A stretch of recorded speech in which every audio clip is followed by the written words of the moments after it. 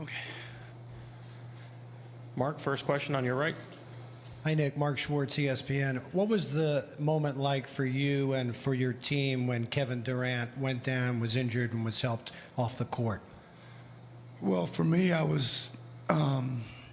really felt for him, right? I know he was probably not 100%, and he gave it a shot tonight, right? And he just made a, kind of a move on his own, and he went down kind of on his own, I think, without a collision or landing on something, so you knew it was probably, not good, But the moment for me is I love KD, love watching him play, and I when anybody goes down, you're saddened by it. But when one of the great players like that goes down, it's almost shocking. Next question, fifth row.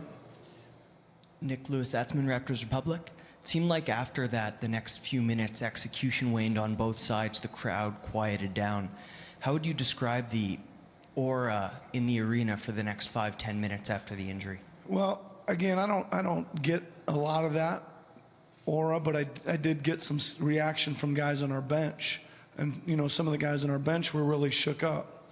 And I even know at halftime when they came out and I don't know what the official word is, but somebody on the bench said he tore something, and I know Kyle, was on the bench sitting there and was shook up by that, and both Clay and Steph stopped and talked to Kyle there at halftime on our bench about it. So I think it's always a little eerie feeling for everybody when something like that happens on a big stage like this. Third row on your right. Nick, over here, Lucas Meyer, News Talk 1010 Toronto. Two questions. One on the last play, Kyle's shot there in the corner, just coming out of the timeout. Is that kind of a shot you were hoping to get, kind of staggered out of the top of the key? And then a broader question, we saw the team walking out of Game 4, all business, not really celebrating, not getting too high in the moment after a tough loss like this. How confident are you in the team being able to respond, going back to Golden State for Game 6?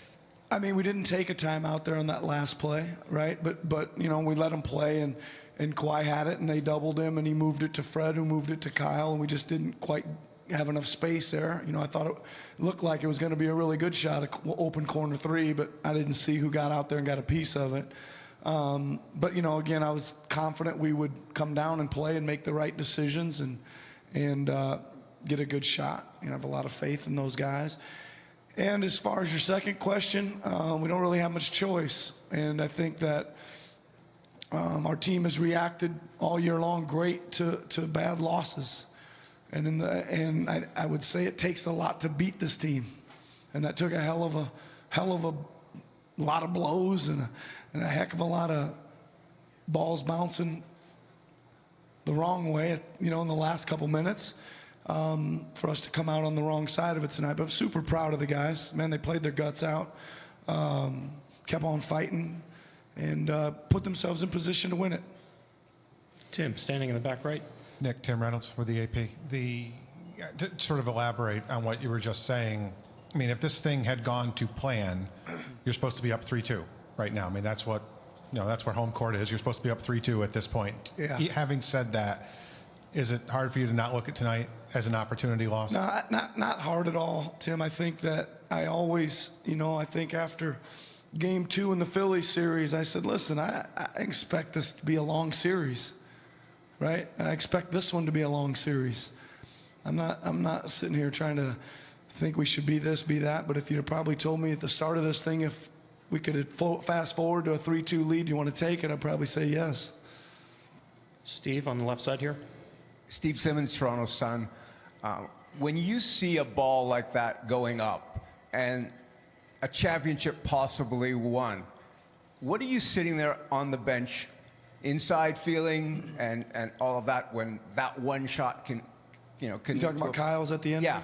Yeah, I mean, you're not thinking about all that stuff, Steve, really. I think, again, you're just trying to win a game, and you're not thinking about anything other than that. I think you always just got to play out the possessions and do your best to get the best shot you can get, and whatever happens after that takes care of itself. Last two on the middle right. Jermaine Chisholm here from Spy TV Ganya. I just had a quick question. I wanted to know the thought process behind calling the timeout when we were making a run, while the Raptors were making their run.